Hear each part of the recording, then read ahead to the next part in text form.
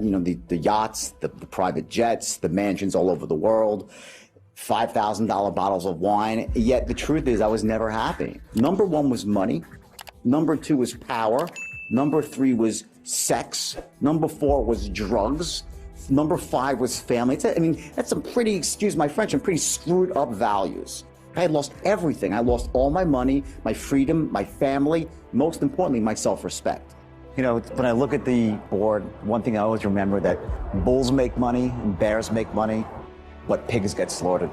I've learned one thing, that the easiest way to make money is create something of such value that everybody wants and go out and give and create value. The money comes automatically. Number two, I would say try to develop a second source of income, something that you could do to make a little bit of extra money as a hedge against anything else that's going on. I'd pick something that you're passionate about, something that's going to make you happy, something that involves giving. And I think the third thing is also to really take a longer term view, not just, to look 3 months from now, but look 3 years from now, and the future's going to come whether you like it or not. So you want to kind of be one step ahead. It's a mind game then?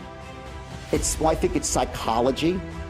And everything, again, most of life comes down to psychology, doesn't it? It starts here, in the internal world. Before you can master the external world, you have to master your own internal world. That's the true secret to success.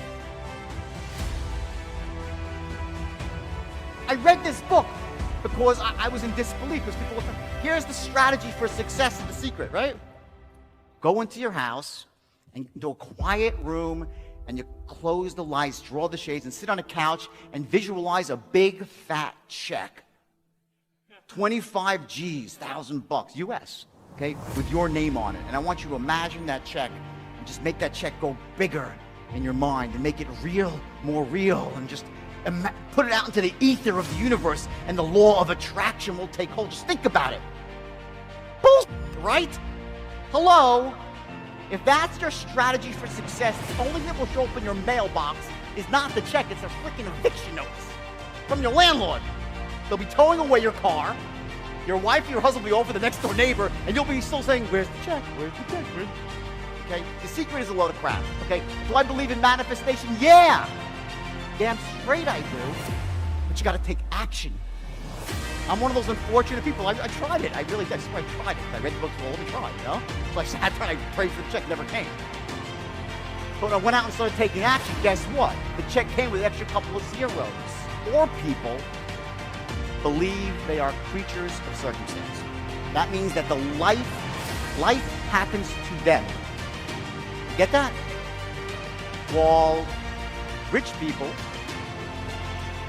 are creators of circumstance. I will tell you this, there is no more destructive belief in the world than to think that life happens to you.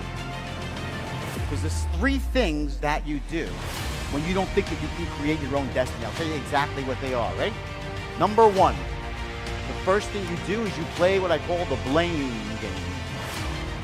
You start blaming everybody for why you don't have what you want.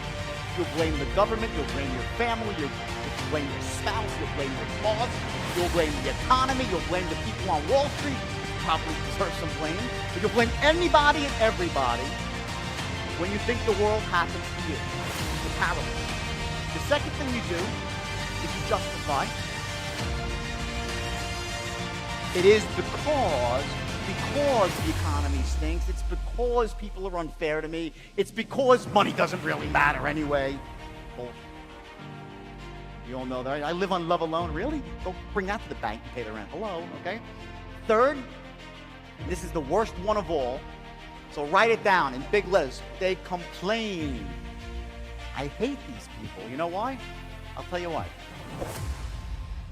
Because I do believe in some laws of the universe. I do.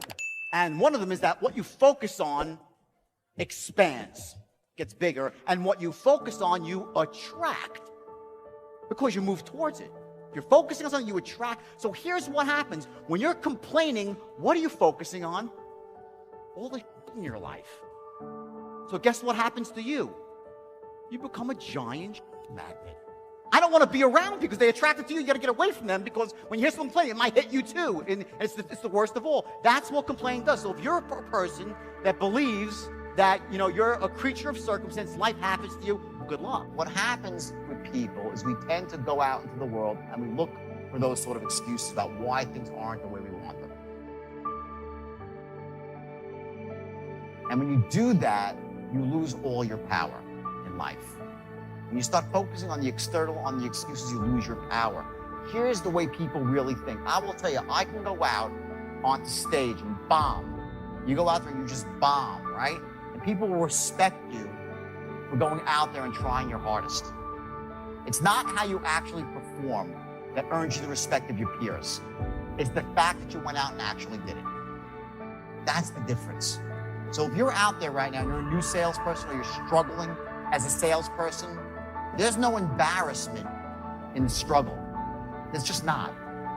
The embarrassment is in quitting. The embarrassment is in not trying your hardest. Entrepreneur who's looking to start a business. Well, if you can't sell, if you can't influence, if you can't persuade, good luck trying to get your business off the ground. I'm not talking about just your customers. I'm talking about the bankers, the people with venture capitalists, your vendors, your credit card processor, the people who work for you. How do you get people to work for you excited? How do you get them excited? How do you get them to want to buy into your vision? At the highest level, what sales really is the transference of emotion. And the emotion you're transferring is this emotion of certainty.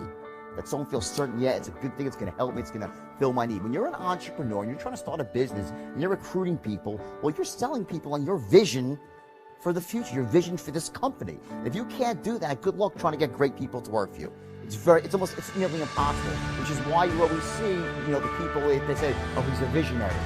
Well, that's true, but typically not only are they visionaries, they also possess the ability to sell the vision to other people, to inspire them, to motivate them. So selling is not just like, people think of selling, oh, well, I'm not a salesman, I don't need to.